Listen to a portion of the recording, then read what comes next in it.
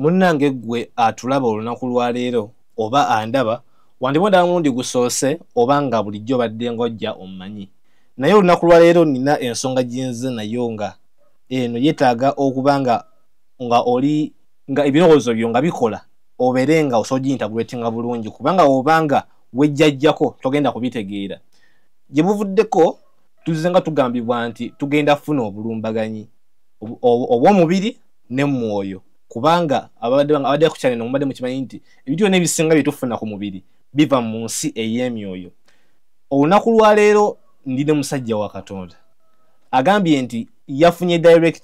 direct message okuva mu nsi ey'emyoyo nga tulumbibwa ebimenke nga biyingira eggwanga lyaffe kansubye nsiwayiriza. Ndine muweereza wa Mukama Musumba Mugisa Edward nsaba otunyonyo wakira byote kino ekintu era walabi bimenke bitya kinene waliwo nali ku lusozi Mukama nga ndaga nga abakyala bamu baba beebase abaami baabwe ne bafuuka ne bagenda Magombe bwe batuuka Magombe bamu bafaanana enkima ng'emikira miwanvu ekitegeeza bye ebimenke byogerako birina mibiri tebiri myoyo mukane even physical anti kati omuntu afuuka ekintu nga eba kibabooni n'alumba n'agenda mu meeting ya mukama we kati nga bawakanira bagamba nze musajja wange nebaka naye munyanja agendayo wa akuwunza mu dakika ntono dakika emu mu nsi y'omwoyo ababa w'empekeeze basaba kyala baabwe sina mpeke kiri kiba kyoyo obudde bwe butuuka olina okwebaka kiringa oli wabeera n'omusezi nga yamuwasa omusezi nga ayagala mukyala nga tayagala ategeera obudde bw'okufuluma mukyala aba alina okwebaka nnyo abanga omufu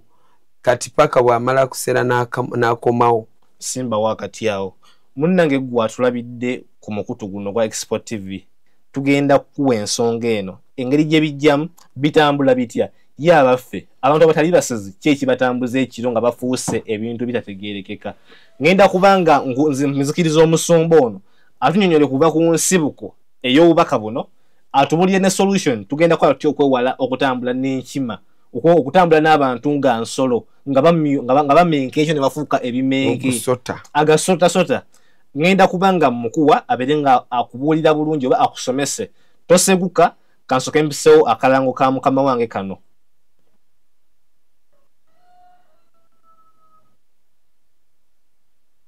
Do you believe what? That it's possible to cure from diseases like fibroids, hernia, prostate enlargement without surgeries? Yes, it's only possible with God Heals Herbal Medicine. We also have medications against ulcers, prolonged constipation, hemorrhoids, syphilis, gonorrhea, back and joint pain, low sperm count, high blood pressure, sinuses, UTI, asthma, allergies, sickle cells, low immunity, liver infection, kidney infections, etc. We are located at the entrance of New Tax Park, Hijab City Arcade, shop number GF34. We also offer banking agent services. For more information, call +256 70 60 64 923. God Heals Herbal Medicine.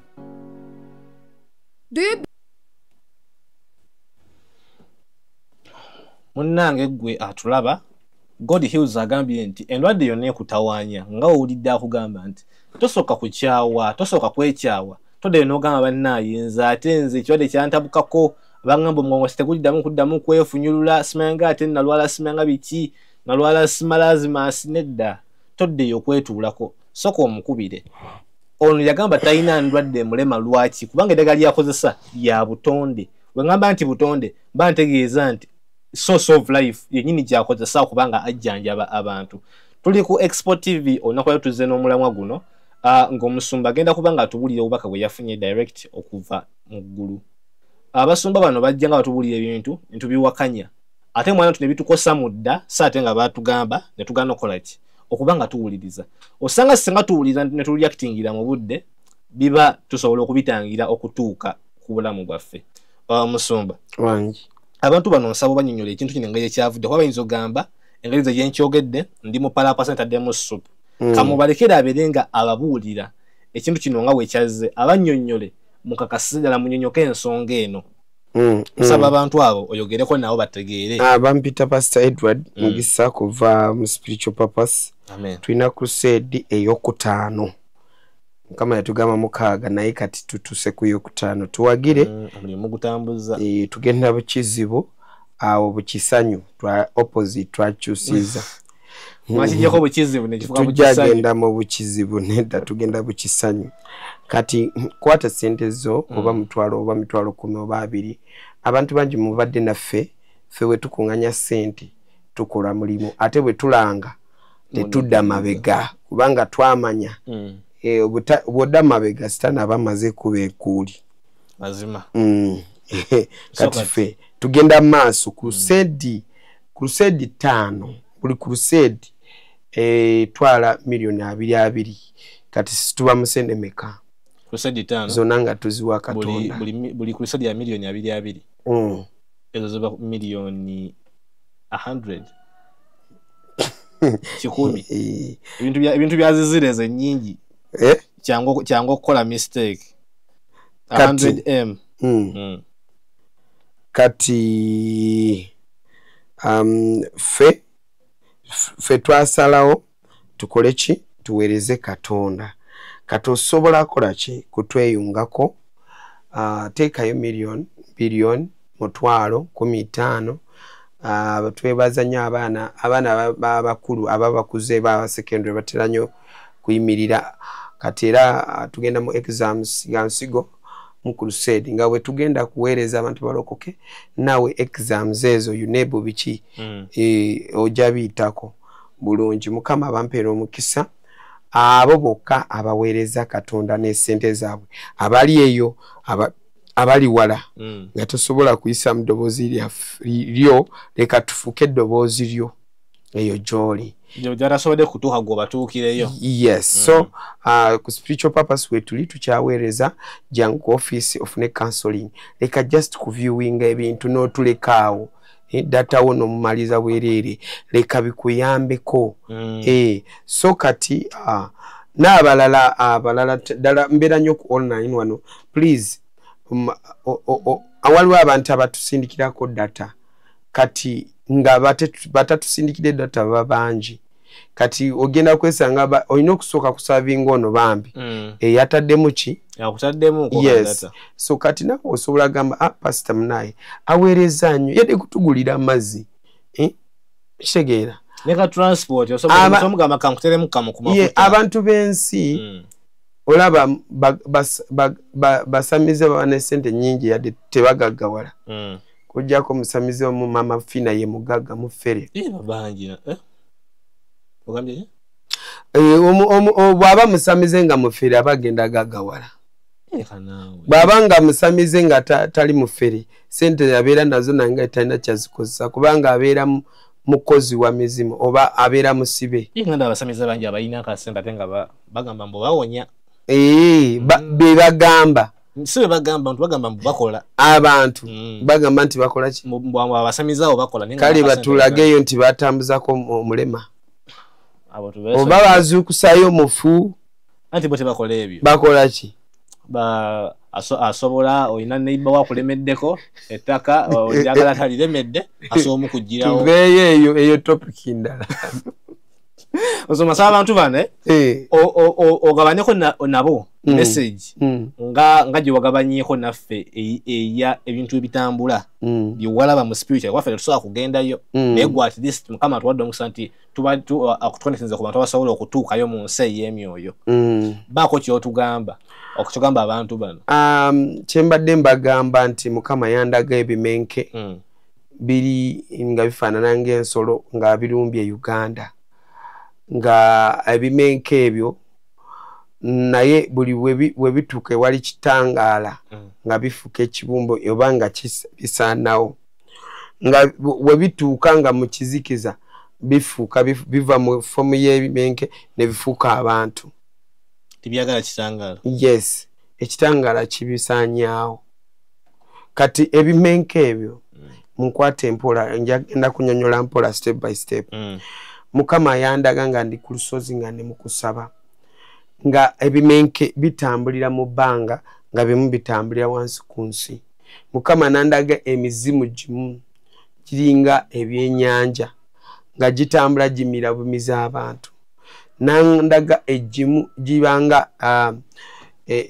dragon ogimanyi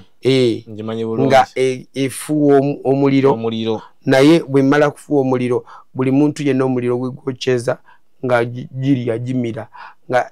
tekola wetu emira bwamizi n'amira amazzi enswa in fact oba bw'osulayo na buyitirivu oba nseenene so mukama nandaga ebintu nga biri strange abamu jagamba firimu naye mukama yandaga ebintu nandaga ogusota nga gwo gusobola kumira n'abantu mutwalo nga bingi biri byonna birumbye Uganda nga byagala kendeeza namba nti fe tubuulira enjiri abantu ne balokoka kati byo birina omululu tebyagala fe tukole ki mubulira abantu badde eno bakabaka bwa Katonda kibalwanyisa ekyo Katonda nandaga obuziba bwabyo naye nze waliwo ekyamira n'enkifulumira mu lubuto kubanga nali ate nekikalirawo kubanga naliko ekitangaala naliko omusana nga gulinga gunjakira wekyakumira newakiisawo bimunda nekiyimira kakati bwe twatuuka ekiseera mukama nandaga ebintu ebizze nga birumba Uganda nga bijirumba nga byagala omusaayi ebyemabega nga binuuna omusaayi kati mukama waliwo ebintu ebirala era byeyandaga nga bino byo byali nebiwawaatiro naye wano mu maaso nga waliwo kano enkobo gimanyi eringa nga kapooti ensuwa eringa kasuwa buno obusuwa bwe bakolera wali nga akajansi omanyiwo obwo nebwasukulawo nenene nga ensuwa enene eri wali n'entono eri wano kati eno ntono ng'eyo eri responsible omusaayi gw'abaana abato abakyali virgin kati ng'eno enene yo eyikayoola buli omu oba oli mwenzi oba oli genda mu maaso kati mukama nandaga nantwala mu buliri kwolwo ekiro ennyumba z'abantu nandaga kituufu bakyala n'abasajja naye nga ndaba abasajja bangi nga bafuuse ebisolo ebirina ki ebirina omukiro omuwanvu nga ebisolo ebyo we bisinziira nga bimu bivuluwanye musaayi nga bimu amanyo ga black nga bimu bina amanyo ga red nga bimu bina amanyo galinga silver naye nga galinga jirita nga bitiisa byoyogera mu kati nga bimu bikaaba ddoboozi lyabyo nga lipenetrating obulamu bw'abantu mu matu g'abantu era buli bwowulira ddoboozi lyakyo ng'ofa byabulabe nga byabulabe kati bwe twatuuka ekiseera nga mukama andambuza Uganda nga ndaga abagagga basinga bonna abamu batambulira ku misaayi gy'abantu nandambuza ekibuga nga kijjudde emisaayi gy'abantu nandaga gates za sitaani mu kibuga nga bataddeko emitwe gy'abantu nga n'emisaayi gy'abantu nga gitonnya okitegeera nga nandaga abantu nga muntu amenka enjala neziwanvuwa amanyo negafaanana bwe gati efeesi negaziwa nekola bweti naye ng'oyo muntu asobola kutambulira mu bbanga n'agenda wawunyiriza omusaayi ogwetaagisa kati mukama nandaga ebintu nga waliwo enyimba ezikuba nga ziringa zibiyita music ngakolanga alarm yes ebiyita nga birumba we birumba kwolo eggwanga liyinza okufiirwa n'abantu omutwalo ogumu n'okusukka okitegeera mu malwaliro kubanga kimenke kiba spiritual kiyisobola n'okuyingira mu musawo n'akola ensobi oyo n'afa kiyinza okukola ekintu kyonna kusinziira ku pulaani ne puroguramu weekoze eki nga bweri kuva magombe nga bimu bine agamotoka gafaanana bubi naye nga agamotoka ago galinga galimu obulamu naye amafuta gagamotoka ago musaayi gw'abantu okitegeera kati agamenke gano gayingira e Uganda already gali mu kukola emirimu gyago wano mu ggwanga gyaffe Katonda nandaga abantu abalokole nga batono mu ggwanga naye abantu abatali balokole nga ogaseko ebimenke nga bebangi for example Katonda yandaga nga tuli over 100 millions wano Uganda kubanga gundi census yegulu tefaanana nga ya wano bano bo babalabe babaze ne bakomaawo tebasobola kubala ggwanga lyonna ne balimalayo babalaka abasobose yes nena uli yambo abala n'abakyali mu mbuto tebasobola kubabala bonna kubanga abantu ababala abantu mu byalo byesuuliridde tebasobola kutuukayo ne mu bibuga abamu baabanga ku mirimu bamu tebaatubala nze be baabalira nali siri mu ggwanga mbadde manyi babuuza omuntu gwe basanze waka nti wano babeera abantu bameka era baabuuza mukyala wange amubuuza nomukumubuuza mbu nkola oba natomerwa endiga okola ki badde manyi okukola n'omulimu okola obaye ng'olina omulimu biri kukola nasinkana eyo omuwala n'agamba nti bali batubala bambuuza oli mbeerero oba toli ne mbagamba siri bambuuza bakakata n'abalenzi bameka ngamba kati babigiramu wa mu kubala nabo bababala oli yamubuuza oyagala kunkwana omuntwaleko mukyala wange watyo yamubuuza omuyita mmere mama Gloria omuyita mmere kyala musoba kutumiddeko gwe nkubuulire Mukama yandaga ebintu n'entuuyana ku lusozi ekiro empewo zaali saa 9 n'entuuyana nsisi yakuyitamu ebintu byomubulire bikanga era Mukama nandaga lino eggwanga alisonyiyemuko katono kubanga mulimu abantu abakaabirira ki mulimu abamukabirira bamukabira Katonda bino bitubagamba bannaye ffe tugenda ku lusozi kusabira ggwanga mwene mutusekerera lwaki bwe tutasabira eggwanga naawe tojja libeeramu nga litabuse nga sitaani alimize okitegeera wano kyova olaba mu Uganda mulimu mu nsi y'omwoyo mulimu obufuzi bwa mirundi egyo mulimu bw'eggulu mulimu ne bw'amagombe bwa sitaani bonna bafugiramu kugundi yemu si kufugira yemu buba bweyawuddemu era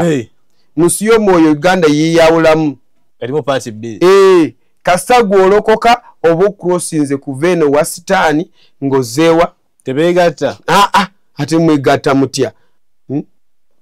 ffe abalwanyi ffe abaweereza ba Katonda ffe abatatya abagenda kuweereza nga bw'ogamba obeera boldness obeera n'obutukuvu eri lunyiri lwe twasomako ffe tugenda mu kizikiza ne twaka mu kwaka ne tunyaga lutalo nemunyaga ne mweza mu kitanga ne tuzze eno era nabo basebo balwana nabo bajja mu kitanga nabo ne banyaga ne bazza ogenda girabo oto muweereza gundi yatandise obwenzi yagudde ne malaya Katonda ne bamutwala eri ye juzi siku atunyumiza ku brother yali mu church nga amazeho ba sister ate omu n'abasumba nabo banyumirwa endiga zise sikawulidde gwe ne bakyala basumba kati bakyala basumba botu baveeko bubi kubanga ate wali oli yateekako n'okuloga bbaawo n'okumuwa obutwa owewuwa uwo ku lusozi yamuwa n'obutwa Apostle John Mulinde bamuwa obutwa ne mwana we omwana we n'afa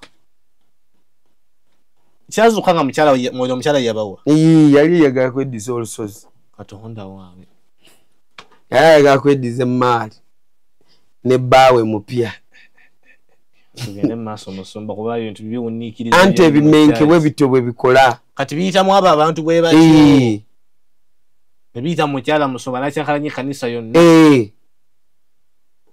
musajja n'abeera mu myaka ng'alina ekiwundu enjiri gy'ababuulira anti lwalaba ng'abantu bagenda kumufaako ate naye yennyini Katonda yamutaasa gundi musajja waffe atambulira ku ddagala kubanga bamuwa butwa alina ebitundu munda ebyafa bimenke okitegeera wekijja nga kitagatinze biwowoolo ate n'ebiseera ebyo waliwo bimenke byatambulanga mmotoka ng'abantu naye nga kimenke kugira bwotyo bwayise omukyala bamutemudde ne bamusalako ebitundu by'ekyama musajja bamutemudde mu loogi ne bamusalako ebitundu by'ekyama oli bamusazeemu omutima oli bamusazeemu kino nalongo bamutogedde ku ccupa abadde amaze emyezi 3 mu kukoma okitegeera bwe bityo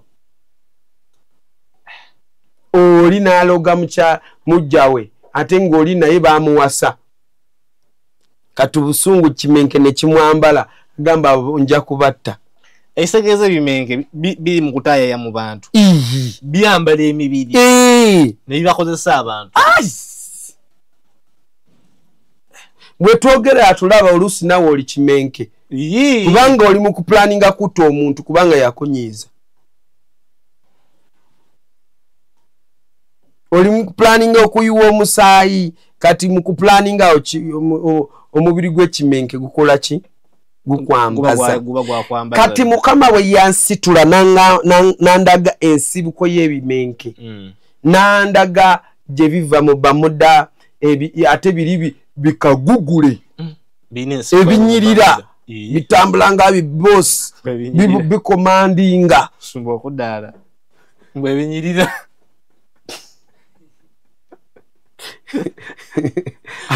nabiraba anti bintu bwe nabiraba bitambula nga bibosi byamala byebikulu biyitawa oda ebirina basamiza babiyita oba byezuukusa byokka ate basamize tukugamba bulungi obwakabaka bwa sitaani buli wano ku nsi sabasamiza tebakiinamu n'omukono sitaani yawamba wano ku nsi ne Katonda akimanyi Katonda sitaani abala agwa wansi nga kamya nagamba wowe zibasanze abantu abali ku nsi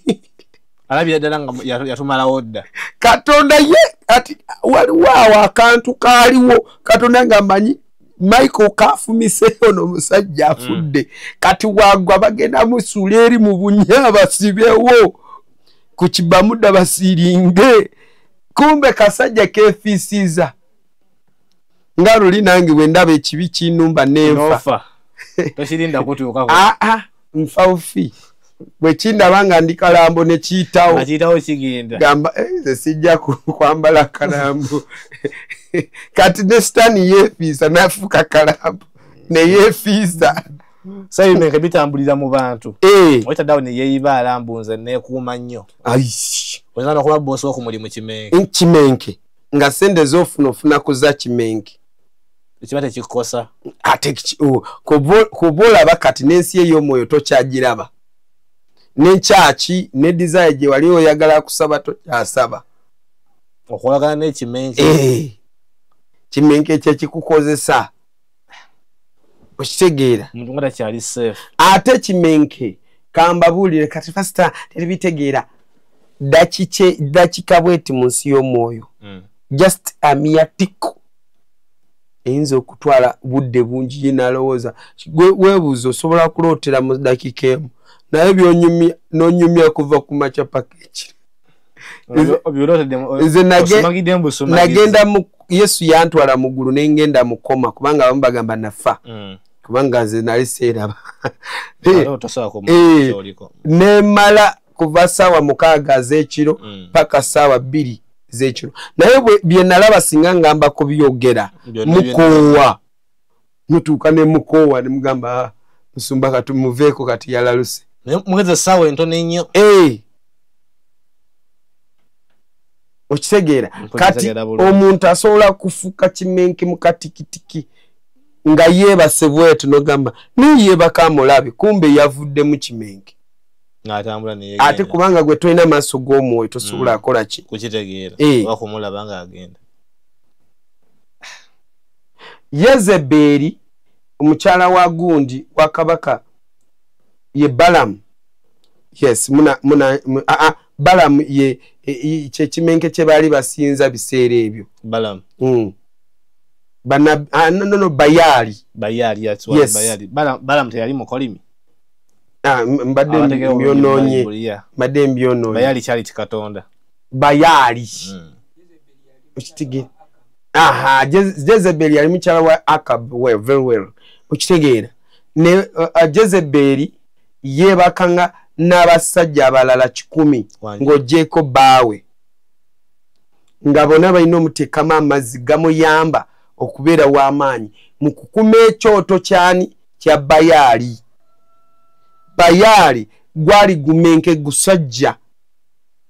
ne gulyawo eggwanga tukuvu Isirayiri nga ne nabbi wa Katonda ow'amaanyi ng'akoze eki mwali.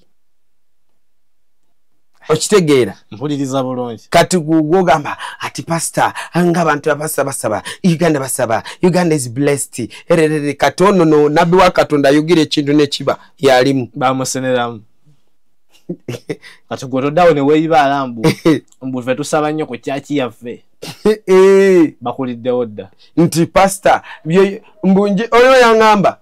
kyokka yeyankyazaako nti enjiri gy'obulira si ya butukivu ne butukuvu ne mubuuza gw'oli mulokole oli ku YouTube naawe tolokokanga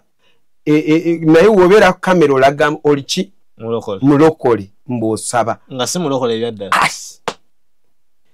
oli n'atandika kujeregera tulabye abantu bangi nga bemanifestingira wano ku mikutu naye ensonga eri nti Mukama lwaki atulaga bintu bino aba ayagala mukyuke bano bobeera ogamba gwoba owuliriza bubaka buno tebuba bwakutiisa kubanga wenjogerera n'abantu abangi abamu balina bye baloose ebirooto bamu bafunye n'okwolesebwa tebalina obusobozi obutuula ku expo kituufu kyokka nga n'abazaffe tuzibawa okitegeera nga batya ki anti batiitiizi bakyokasuka kye bakutte kati ffe bwe twogera ne mutujerega ne mutuvuma naye munnaye Bayibuli egamba tokomanga oyo akoze eki yafukibwako amafuta. Nze Katonda yampita mulembe guno ate nandaga ebintu ebisukulumye n'okusinga abantu mwe bye mulaba nagamba koma ku kigambo ante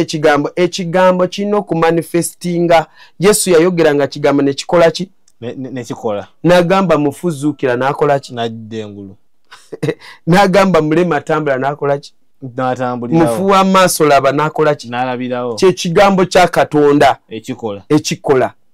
Kati gwogamba manyi Bayibuli egamba bweti n'ogisika n'oginyola kituufu ogimanyi omanyi Bayibuli tomanyi okubikulirwa kuli mu kigambo kyani kya Katonda. Gw'omanyi Bayibuli tomanyi kigambo kya Katonda. So kati musumba otubulidde kyewalaba mu nsi y'emyoyo naye kyemanyi nti Katonda tasobola kusumulula kintu nga bwe kityo nga takuwadde solution yakyo era ogenda kuba nga otubulira solution jasobola kuba njagala sooka kuyisawo kalamu kabakama bange obeere nga otuba solution omuntu amanye nti tulumbiddwa yes kubanga it's irreversible tekyasobola kudda mabega obulumbaganyi bwabaddewo naye nkoze ntya okwetangira obulumbaganyi obwo ogenda kuba nga otugamba ng'otubulira kye tulina okukola nga tumaze okuwulira akalamu ka Mukama waffe kano tovaako mu kitundu kyaffe ekiddako. Amen.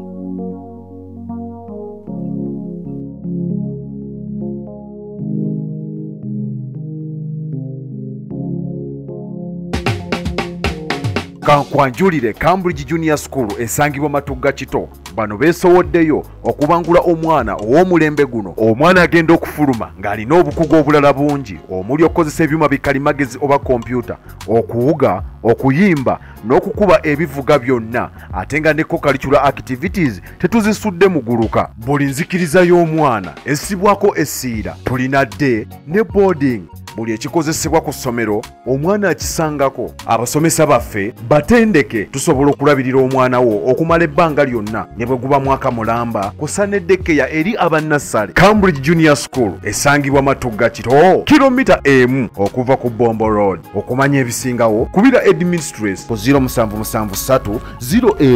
011412 oba kubira Director ku 0752 52 Cambridge Junior School, a well for knowledge.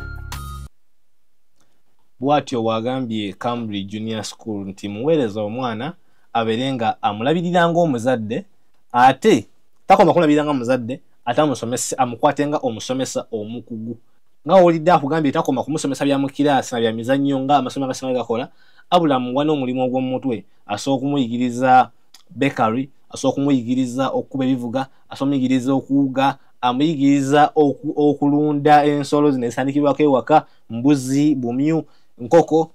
Kyasobola kusanga ku ssomero ddala. So ate mu buufu bwe bumu ne munnaffe Alpha Media Production naye ajja kubeera nga kutuusaako emikolo gyonna ne bino mikolo mbaga bifaananyi biki ajja kuba nga bikolako mu bwangu ddala ate nga bikolako nga bimuteesereza ddala. Nagambye quality kyasinga okuvaluinga.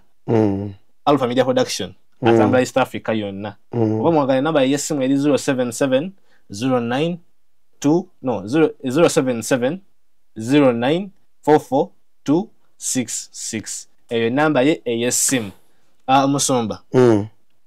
Tukomye nga ogenda kutuwa engeri y'okulwanyisaamu kino ekintu oba ogenda tuwa prevention. Abantu baleme kulinda bimenka bimale kubambala ate bajje nga bakaaba nti musomba ekintu kyakoze kitya kyanyambadde. So kati tusaba otuweeka engeri y'okukyetangiramu tugenda kulwana tutene ebimenke bino. Wakimanyi okuyingiramu kyangu naye okuvaamu kyekisinga obuzibu. Luba lutalo. Kakati tujja nebanga tetusomyeyo mujja kusoma kubanga obudde bwange butono. Mujja kusoma mu 2 King kutandika chapter 1. 2 King Sakabaka ekyokubiri. Yes. 2 King chapter 1. Ojja kusoma yonna ogisome. Okitegeera. Chapter esooka yonna gisome ya ojja kutegeera kyembadde mbagamba. Eriya n'ayogera ekigambo eri ensi Yerusalemu n'agigamba tegenda kubeerayo enkuba kumala myaka, enjala egenda bakuba ate nekiba nga banabi ba Bayali banoonya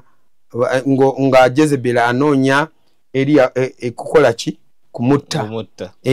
Mukama umanyi olwo olugendo lwonna lwe yayitamu. Wetumaliriza abakomawo ng'atanasumulula enkuba yakola ebyoto kubanga bino byali bifuuse bimenke. Bayali n'abannabbi ba Bayali bonna baali bafuuse ki bimenke. Baalya ebisolo byonna ne biggwawo ne balya ebinyonyi byonna ne bikola ki ne batandika kulya abantu. Nga batya nyama ya muntu. Talanga batandika obusezi. Kati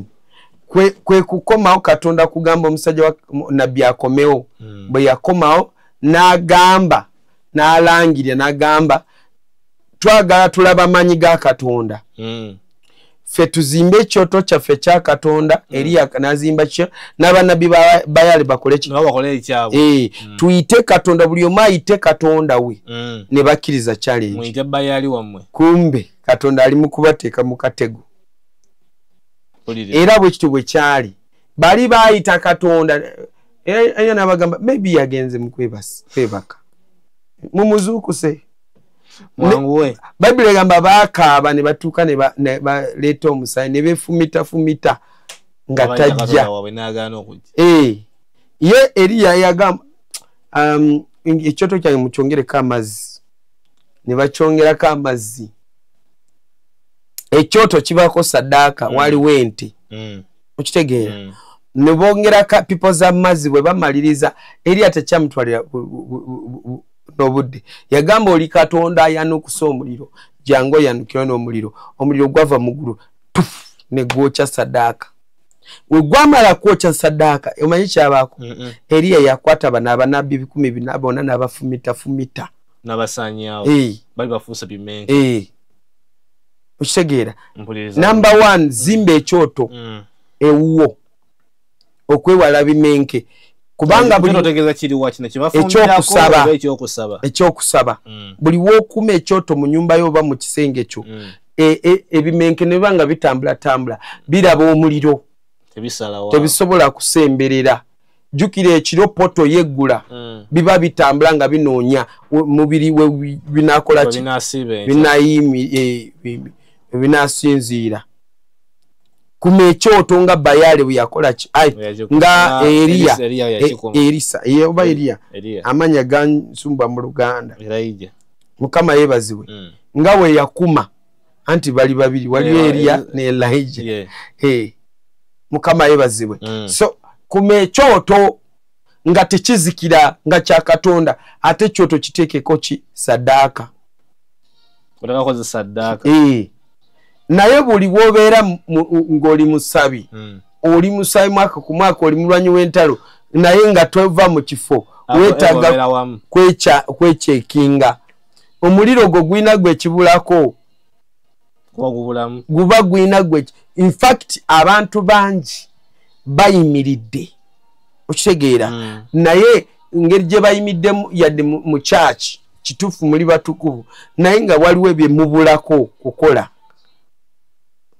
okitegeera olina bintu byolina okukola okwaniriza Katonda osobola kwaniriza obutukuvu ne bukubeerako naye waliwo bintu byolina okukola Katonda kubeera nga ajja ng'akukyalira ng'akola ensi y'omwoyo n'ogiggulawo obeere sensitive olina okubeera powerful olina okubeera nga mu bintu bya Katonda ng'olina ky'omanyi ate olina okubeera nga matugo gawuliza ddoboozi lya Katonda kubanga buli lunaku Bayibuli etugamba kasito n'ogondanga n'owuliriza ki eddoboozi kati ffe abamu tuli balokole naye tuli bajeemu twagaana kugonda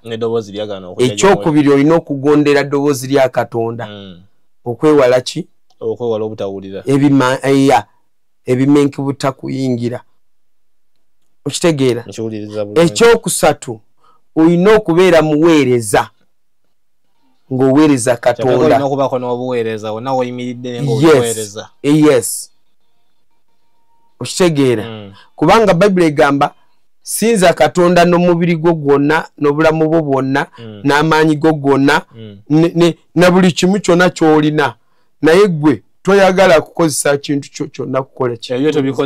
weereza ogenda bugenzi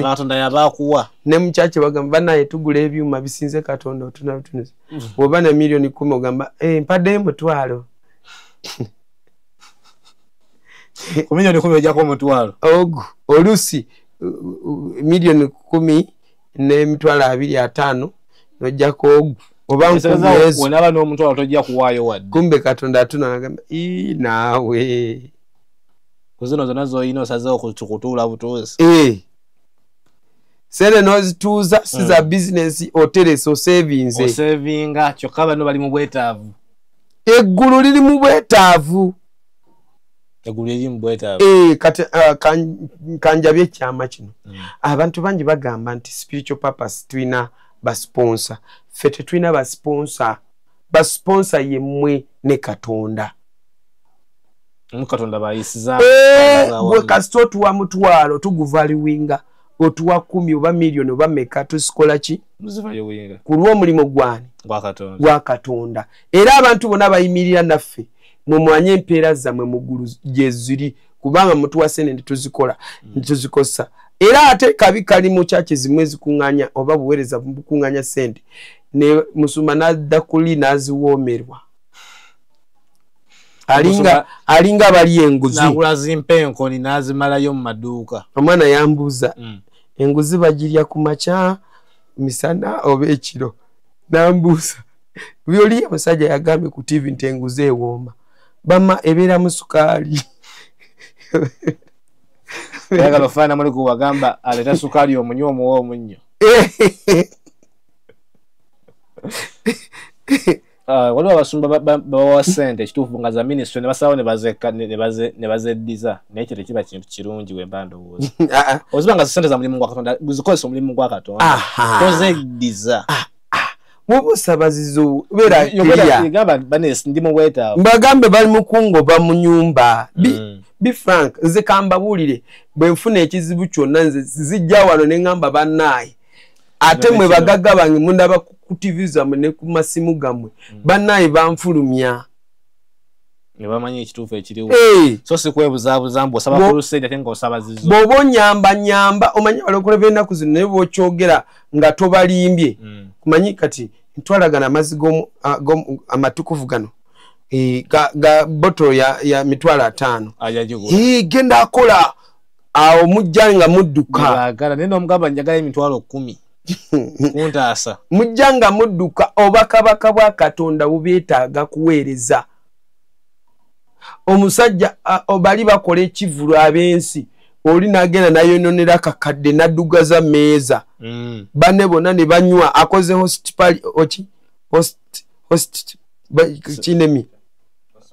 hospitality yes ne banywa ne badigida milioni 2-3 zonna ne bazikuba wali okitegeera enkya naddayo sitaani n'amwongera ndala kubanga akimanyi sitaani buli wakoma kusasanya mu bano abongera kubatamiro ate naye ayongera kutwala naye gwe mulokole n'abantu muntu neiba wali mu kubonaabona tosobola yadde n'okumuwa akameri tebikola ki agamba tebinkwatako kati okitegeera kati awo sitaani we yakola ki yaliawo kati waliwo abantu abamu batonotono Katonda yabakwata ne bayimirira n'obwakabaka bwani bwa Katonda nze kankubulire ezange nzijjawo ku akaunti olusi nammwe temumpa n'okwata muzizo n'engenda n'empeeriza esiri musumba yekwata waliwo yaŋŋamba nti yayita crusade naddamu nagijjako kyokka abantu badde bakasolozako 7,000,000 nembuuza yazizaawa ate tetumanyi teriyo takolanga yagamba yalinda yaziterekambo abalinze bongere wakiri ziwere 15 abasumba bajja kukyaya abantu okuweereza tulina okukola nnyo okuwangula ebimenke kubanga byo tebyebase okitegeera tebyebase bitunula okitegeera yandibanga mukyala gogenda kuwasa nga yayingirwamu ekimenke kati waliwo muwala yajja naŋŋamba musumba nze nagenda boyfriend wange yali agenda mu nyanja nanyumiza firimu sijja gibanyumize nimugamba bya firimu oba bya bulijjo naŋŋamba bya ddala era nzize wano nsabire kintu kinveeko seebaka ng'amaze emyaka 5 teyeebaka kuva bwe baayawukana n'oyo musajja tafuutula oyo sitaani tasobola kuleka kufa akuleka n'osumagira eddakiika nemeeya ate obanga atandika okwebaka natandika okutawaanya gwe obeera mu kkola eri ssaawa 4-5 eri Magombe oba wansi w'ennyanja obeera ku mulimu eno ku nsooka mulala naye ng'ekituufu tolina mmeeme eri mu kkola epakasa kakati mwe sometimes obwoyo bwammwe bukola bintu bingi eyo mu nsi y'ekizikiza nga bakuwamba olusi otuuka n'ofuuka mosquito n'obuuka nga waliwo akamenke kakuvuga wafuuka motoka etwala bali ku mission bintu bino byembagaba banaye uyinza ogamba naye musumba mulalu nga gwesema wafuuka transport yabumenke kyovula atuweebaka wawambibwa okitegeera ate bino ebintu bana egyebiri mulekere kulowooza nti bino ebintu nga biri nga muwulira nga katembe bino ebintu gyebiri ku nsi bihappeninga ne kati wenjogerera waliwo ekimenke gwe balidde kati kale mukama banjagalire mwebalire ddala namba nagisomye oba so gye baddiremuko eri plus 256 746 18 22 41 eyo yokusabirwako ne counseling. Please imirira ne ministry nga bw'oyimirira ne expo kubanga expo njabalangira olulala leero kati soke tulange spiritual purpose weeks 3 so dagamba chikutuddemu pastor weeks 3 okutuuka ku mukolo crusade pastor so dagamba